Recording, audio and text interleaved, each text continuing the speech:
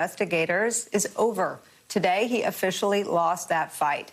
In a rather decisive fashion, the Supreme Court this morning declined to block a New York grand jury from getting his personal and corporate tax returns. That means, in short order, the Manhattan District Attorney, Cy Vance, will be in possession of some of Trump's most secret financial documents. In response to the decision, Vance's office released the following statement, quote, "The work continues." Trump's response was a little longer, significantly more meandering. He called the decision a continuation of a witch hunt, then went on to lie about winning the election that he lost, before finishing up with some thoughts on the crime statistics in New York. Joining our conversation, Matthew Dowd, political strategist and founder of Country Over Party, and Andrew Weissmann is here. Matthew, we're going to spend some time talking to you about Texas, because when you were last here, you didn't have power or water or much else. But I want to start with you on this broader question of accountability. It's obviously not healthy to wish ill of anyone, but I think there is a pent-up desire, in part because of the way Andrew's role in the Mueller investigation ended up. It doesn't feel like Donald Trump has ever been accountable to the rule of the law under which the rest of us live. How do you see the decision today to make his taxes available to investigators? Well, to me, the decision was basically made this summer, and it just got delayed as we saw through the election, and the Supreme Court finally made the final decision on it. To me, Louis Brandeis, the famous Supreme Court justice, said sunlight is the best disinfectant. Well, Donald Trump's about to face a galaxy of suns for the first time in his life in this. And I find it fascinating that taxes may finally be the way that Donald Trump is held accountable in all the things he's done throughout his life. Because I find it fascinating because Al Capone, for all the bad things he did, was finally held accountable, ended up at on the Rock out in California because of tax evasion. And so to me, the taxes are the perfect small example. I mean, obviously it's serious, but small example for all the things Donald Trump has done that basically tells the tale of Donald Trump.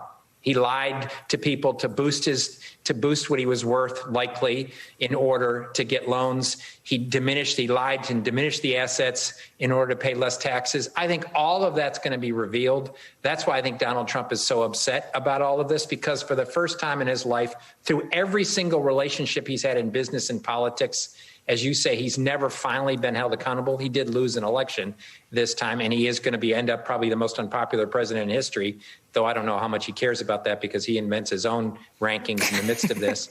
But he will finally be held accountable for the first time, because sunlight is going to shine on his tax returns.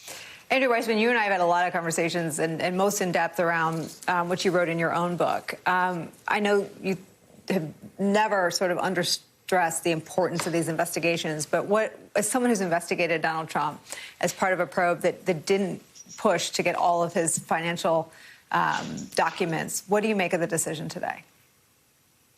Well, you have to remember, in addition, the Department of Justice has a policy that even if we thought there was enough proof to go forward, we could not go forward and indict a sitting president. It had to wait until he was a former president.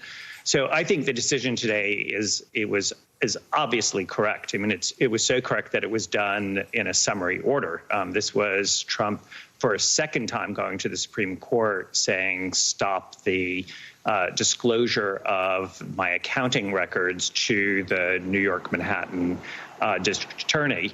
And the second time around, I mean, it was really a poor argument, particularly once he was former President Trump, because he couldn't make the argument that this was going to interfere with his carrying out his duties. So I think now all eyes need to be on Manhattan, because the ball is squarely in their court. They have now access to accounting documents that really can be a holy grail, as they were when we were putting the case together against Paul Manafort. They have hired FTI, an outside accounting firm that can go through these and I assume is being brought in to prepare to be trial witnesses. And they have brought in Mark Pomerantz, a king of the white-collar bar here in New York, a very unusual move that also, to me, suggests that, this is as serious an investigation as there could be. And just real quickly, what happens? I mean, does someone have to get a PDF of his taxes and email it to Cy Vance? I mean, what is the process now? By when will that office have in their hands a copy of his taxes? Sure. It'll be the taxes and all accounting records. It'll be whatever the Mazars have, which should be, a wealth of information, internal emails, communications with the Trump Organization, accounting spreadsheets, all sorts of notations as to how they're valuing things. And mechanically, what happens is the Manhattan DA's office calls up and says, okay, now that this has been decided, you need to turn them over by X date.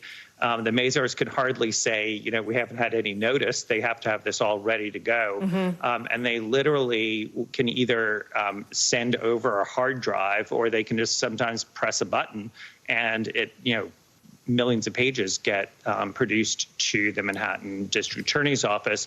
And, I've been in that position, and you basically spend a lot of nights dividing things up and reviewing things, because this is really could be, the actual key to whether you can or cannot make a case. Poring over the evidence. Andrew Weissmann, thank you for spending some time with us today. You have a good dog that just turned around and sat down over your left shoulder. I'm going to hire that dog to train my dog. Matthew's sticking around. As we said, we're going to ask him how